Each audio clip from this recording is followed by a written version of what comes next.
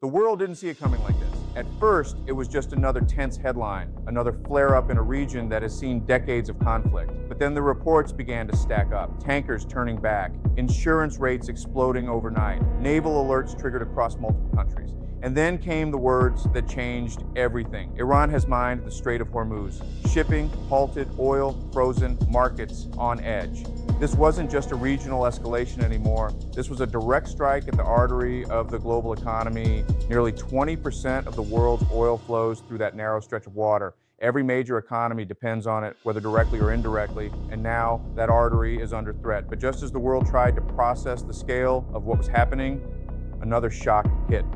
Donald Trump, not through official channels, not through calm diplomatic statements, but through explosive messaging, raw, emotional, and deeply contradictory. On one hand, a warning so aggressive it stunned even seasoned analysts. On the other, whispers of negotiation, diplomacy, and a deal that could be just days away. Two completely different realities, and both coming from the same man. This is not just a story about mines in the water. This is a story about uncertainty at the highest level of power, because when the world's most sensitive choke point is under threat, and the most powerful voices send mixed signals, the risk isn't just conflict, the risk is miscalculation.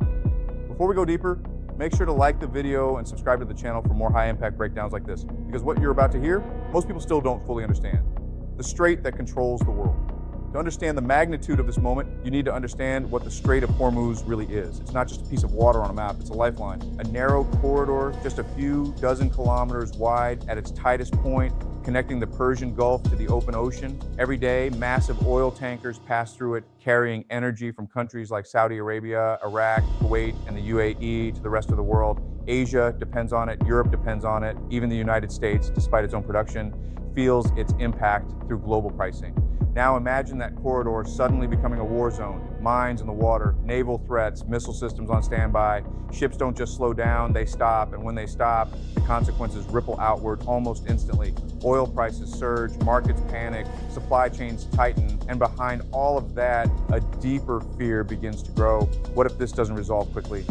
The power of mines, silent, deadly, effective naval mines, are one of the oldest weapons in modern warfare, but they remain one of the most effective. Why? Because they don't need to be used in large numbers. They don't need precision targeting. They don't even need to detonate to create fear.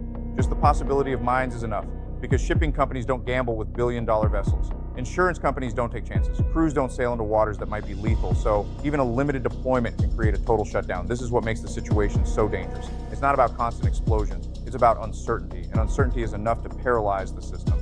Global shockwaves begin as reports spread, markets react, energy traders begin pricing and risk, shipping routes are recalculated, governments issue warnings. Suddenly, something that started as a regional action becomes a global economic event. And this is where the pressure builds, because the longer the strait remains compromised, the higher the stakes become. Countries begin to ask difficult questions. How long can we sustain this? What are the alternatives? What is the response? And behind those questions is another more urgent one. Who moves first? Trump enters, and everything gets more uncertain. This is where the story takes a dramatic turn. Donald Trump begins his day with a message that shocks even his own allies. A statement about the Strait of Hormuz, laced with frustration, urgency, and an unmistakable tone of anger. He uses strong language, even an expletive, to describe the situation. For many observers, it's a clear sign. He's not getting what he wants, and that frustration is beginning to show. But it doesn't stop there. He introduces a timeline. At first, it was vague, a 10-day window, a sense that time was running out, but no clear deadline. Now, it's precise. 8 p.m. Tuesday, a countdown, a line in the sand, and the message is clear. If Iran does not concede to U.S. demands by that time, all hell is going to break loose. Those are not diplomatic words. Those are not measured signals. Those are escalation signals. Blow everything up. So, the most controversial threat. Then comes the statement that sends shockwaves through the international community. Trump suggests the possibility of blowing everything up and taking the oil. It's a statement that raises immediate alarm, not just because of its intensity, but because of what it implies. Targeting infrastructure, targeting assets tied to civilian economies. And that raises serious legal and ethical questions. Many observers quickly point out destruction of civilian infrastructure can constitute a war crime under international law.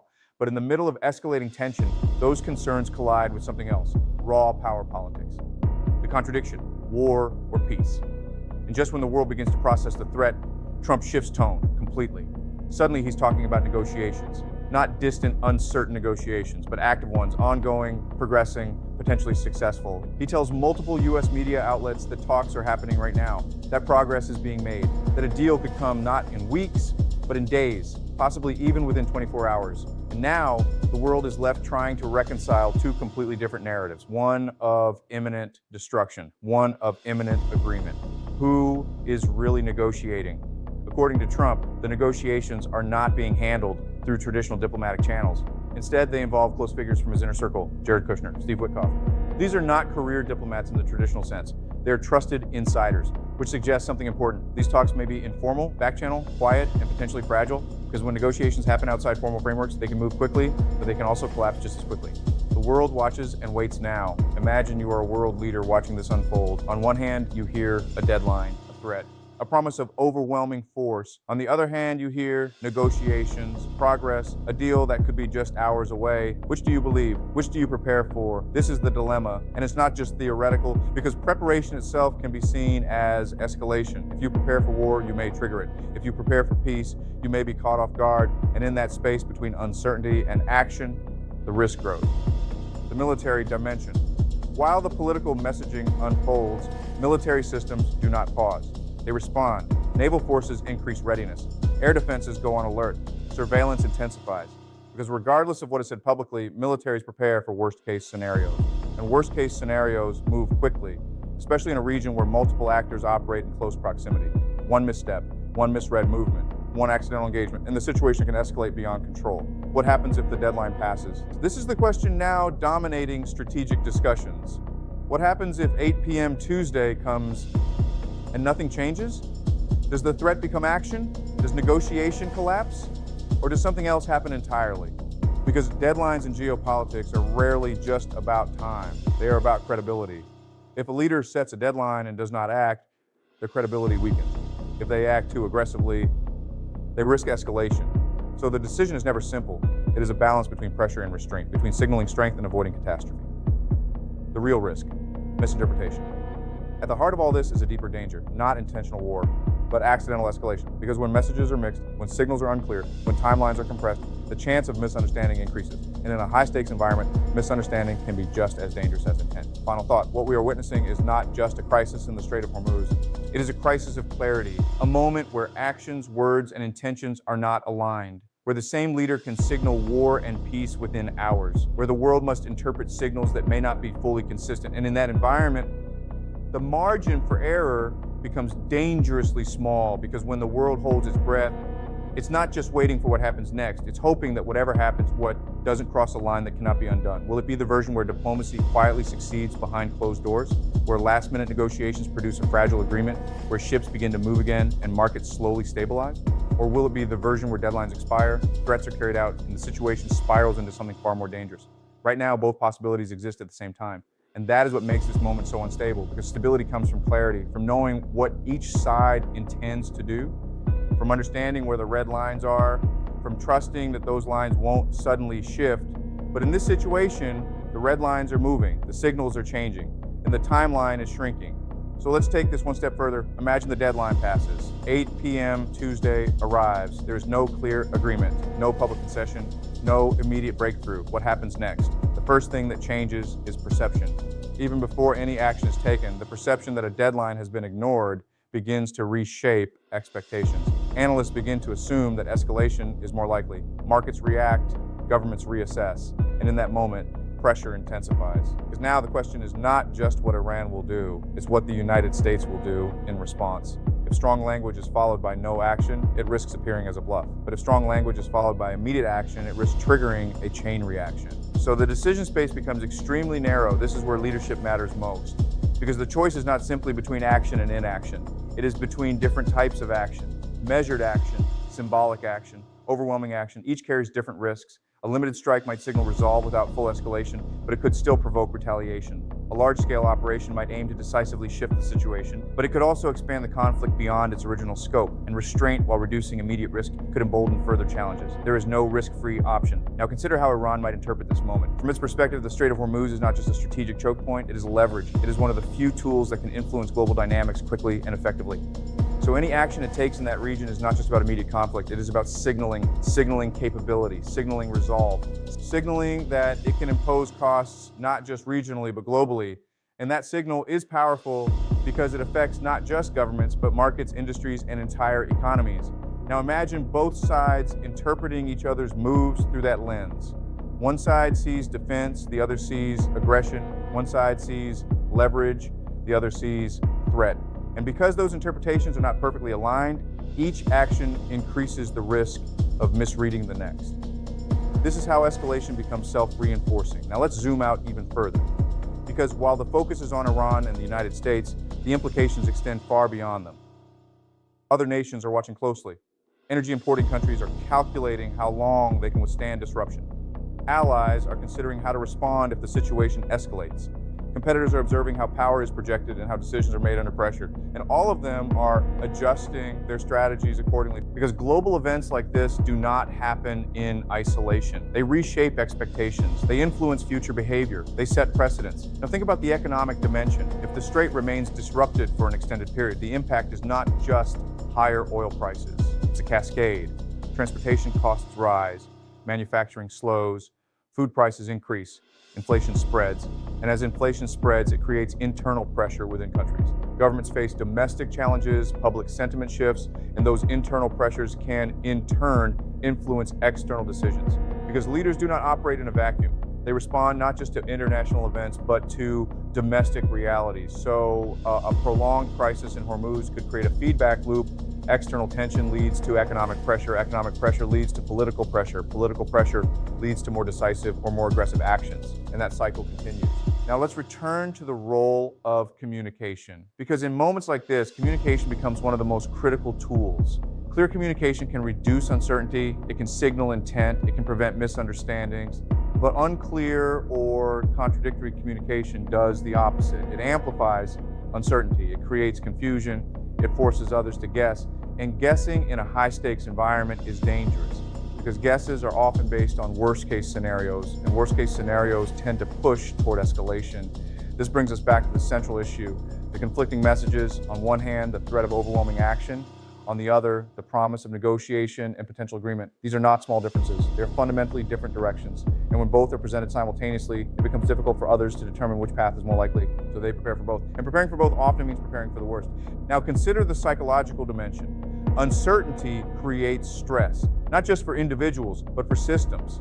Decision makers under stress may rely more on instinct than analysis. They may prioritize speed over precision. They may interpret ambiguous signals as threats. And when multiple actors experience this simultaneously, the system becomes more volatile.